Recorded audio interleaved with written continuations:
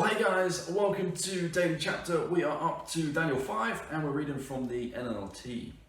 The writing on the wall. Many years later, King Belshazzar gave a great feast for 1,000 of his nobles, and he drank wine with them.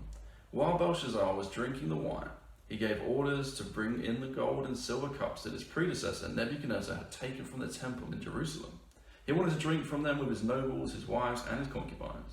So they brought these gold cups taken from the temple, the house of God in Jerusalem, and the king and his nobles, his wives, and his concubines drank from them. While they drank from them, they praised their idols made of gold, silver, bronze, iron, wood, and stone.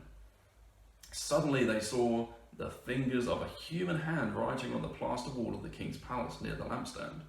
The king himself saw the hand as it wrote, and his face turned pale with fright. His knees knocked together in fear, and his legs gave way beneath him.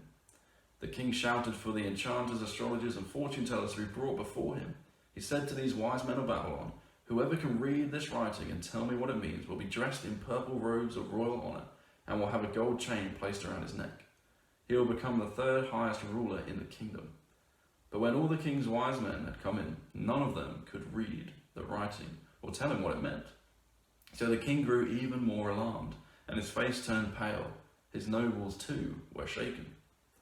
But when the queen mother heard what was happening, she hurried to the banquet hall. She said to Belshazzar, "Long live the king. Don't be so pale and frightened. There is a man in your kingdom who has within him the spirit of the holy gods. During Nebuchadnezzar's reign, this man was found to have insight, understanding, and wisdom like that of the gods. Your predecessor, King Nebuchadnezzar, made him chief over all the magicians, enchanters, astrologers, and fortune tellers of Babylon.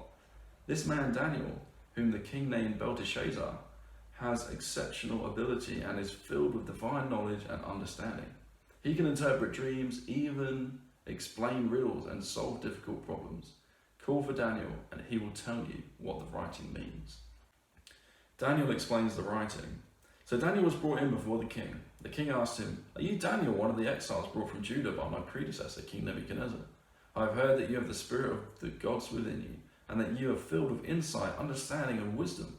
My wise men and enchanters have tried to read the words on the wall and tell me their meaning, but they cannot do it. I am told that you can give interpretations and solve difficult problems. If you can read these words and tell me their meaning, you will be clothed in purple robes of royal honor, and you will have a gold chain placed around your neck. You will become the third highest ruler in the kingdom." Daniel answered the king, "Keep your gifts, or give them to someone else, but I will tell you what the writing means. Your Majesty, the Most High God gave sovereignty, majesty, glory, and honor to your predecessor, Nebuchadnezzar. He made him so great that the people of all races, all nations, and languages trembled before him in fear. He killed those he wanted to kill and spared those he wanted to spare. He honored those he wanted to honor and disgraced those he wanted to disgrace. But when his heart and mind were puffed up with arrogance, he was brought down from his royal throne and stripped of his glory. He was driven from human society. He was given the mind of a wild animal, and he lived among the wild donkeys. He ate grass like a cow, and he was drenched with the dew of heaven, until he learned that the Most High God rules over the kingdoms of the world, and appoints anyone he desires to rule over them.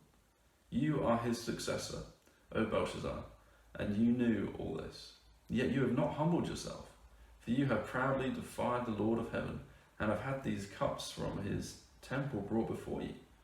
You and your nobles and your wives and concubines have been drinking wine from them while praising gods of silver, gold, bronze, iron, wood, and stone. Gods that neither see, nor hear, nor know anything at all.